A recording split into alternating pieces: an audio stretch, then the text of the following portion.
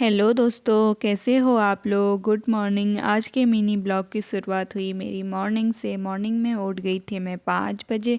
5 बजे उठने के बाद मैंने जोशी जी के लिए बनाया खाना।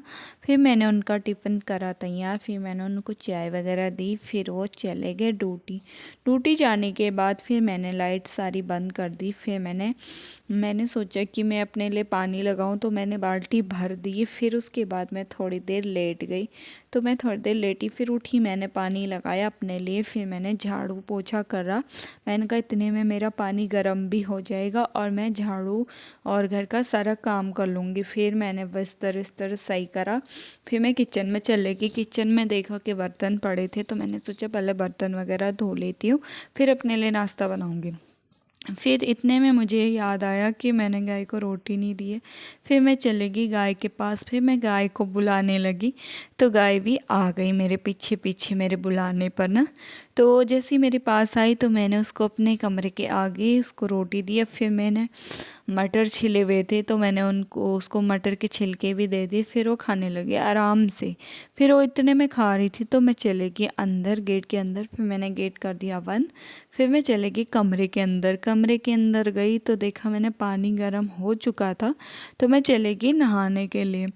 तो नहाने के लिए गई। फिर उसके बाद मैंने कपड़े वगैरह भी सारे धो लिए। कपड़े वगैरह धोने के बाद, नहाने के बाद फिर मैं चले गई छत में, क्योंकि बहुत ज़्यादा ठंडा हो रहा था गाइस। आजकल आप लोगों को पता है ही, सर्दी इतनी बढ़ गई कि ठंड बहुत हो रही। फिर इतने में मुझे आंटी मिल गई छत में। फिर आंटी मिली, आंटी से मैंने थोड़ी बातें करी। और देखो गाइस कितनी मस्त धूप आई है। मतलब यहाँ ना 9-10 बजे के बाद अच्छी धूप आने लग जाती है, बट आजकल और जगह तो आती नहीं है, पर यहाँ बहुत अच्छी धूप आ रही थी। तो मैंने आप लोगों को थोड़ा नज़ारा दिखाने के बाद फिर मैं कपड़े डालने लग गई सुखाने के लिए।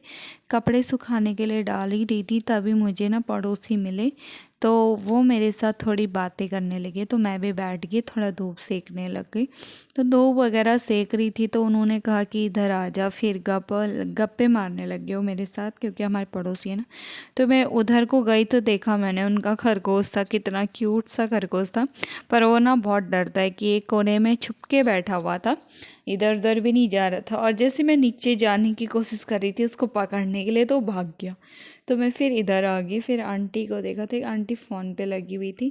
तो आंटी ने मुझे कहा कि तुम मूंगफली खा, मैं थोड़ी देर लेट जाती हूँ। फिर मैं छत में धूप, काफ़ी देर हमने धूप वगैरह सेका। फिर मैं नीचे आ गई। फिर मुझे भूख लग गई। फिर मैंने कुछ बनाया अपने लिए खाने के लिए। तो उसके बाद मैंने थोड़ी देर आराम कर लिया। और आराम करा। फिर उसके बाद जोशी जी का कॉल आया कि मुझे ना कुछ खाना है, तो कुछ बना दे, भूख लगी। तो मैंने उनके लिए चिप्स तले फटाफट से, और ऐसी चाय बना दी, मतलब दूध नहीं डाला, ऐसी बना के रेडी कर दिया। फिर मैं फिर से छत में गई, तो देखो 4 बजे भी धूप नहीं गई भैया, 4:30 हो गया होगा वैसे टाइम तो धूप नहीं गई। अब जाने वाली थी, बट फिर मेरे कपड़े वगैरह भी सूख गए थे। इतने में देखा जोशी जी आ चुके थे, और कुछ कीर्तन मंडली वहाँ पे जमा हुई थी।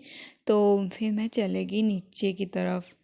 तो उनको देखा, फिर मैं चले गई नीचे की तरफ, क्योंकि मैंने चाय आधी अधूरी बनाई हुई थी।